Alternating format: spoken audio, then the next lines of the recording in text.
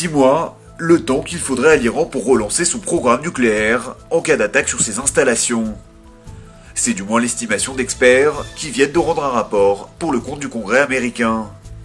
Leur travail s'appuie sur l'analyse de responsables officiels, notamment issus du Pentagone. Selon eux, l'éparpillement géographique des sites abritant des centrifugeuses rendrait complexe des frappes aériennes et leur efficacité.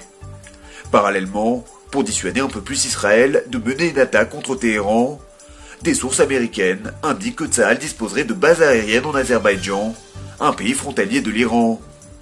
Ces bases, qui appartenaient jadis aux forces soviétiques, pourraient servir cette fois au ravitaillement d'avions F-15 et F-16 israéliens. Ces révélations affaiblissent l'État hébreu, dont la stratégie régionale apparaît au grand jour. Sitôt nommé, Shaul Mofaz veut déjà frapper un grand coup. Le nouveau chef du parti Kadima et désormais de l'opposition israélienne a annoncé qu'il entendait relancer la lutte sociale en Israël dès cet été. Une volonté de changement très marquée.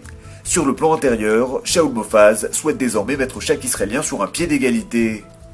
Il a ainsi réaffirmé son opposition à la loi Tal, qui autorise les jeunes ultra-orthodoxes à ne pas servir dans l'armée. Mofaz préparait pour l'heure un plan d'action de 100 jours qui devrait marquer son retour au premier plan.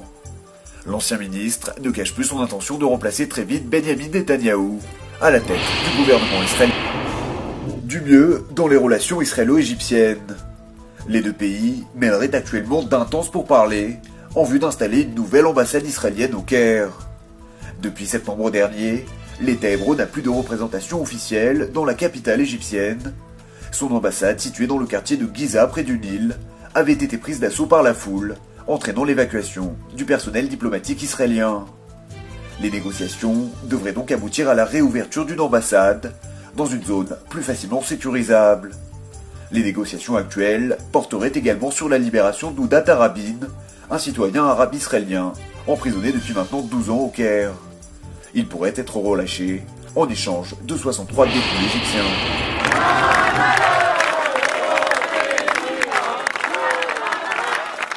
C'est une première depuis la fin de la Seconde Guerre mondiale.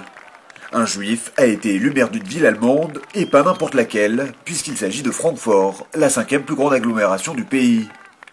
Peter Feldman, 53 ans, est membre du Parti social-démocrate, la formation politique d'Angela Merkel. Il a été élu avec une nette majorité de 57% des voix, face à son adversaire de l'Union chrétienne démocrate. Peter Feldman se considère comme un juif libéral. Il est aussi l'un des fondateurs de l'aile juive du SPD. Dans une interview accordée à la presse, il a néanmoins déclaré que son identité n'avait joué aucun rôle dans sa campagne.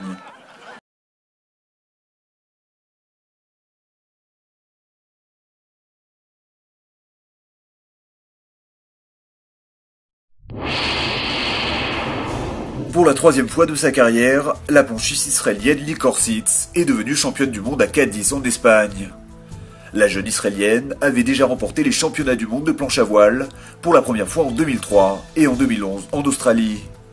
Elle est désormais la première israélienne à gagner 3 fois le titre de champion du monde.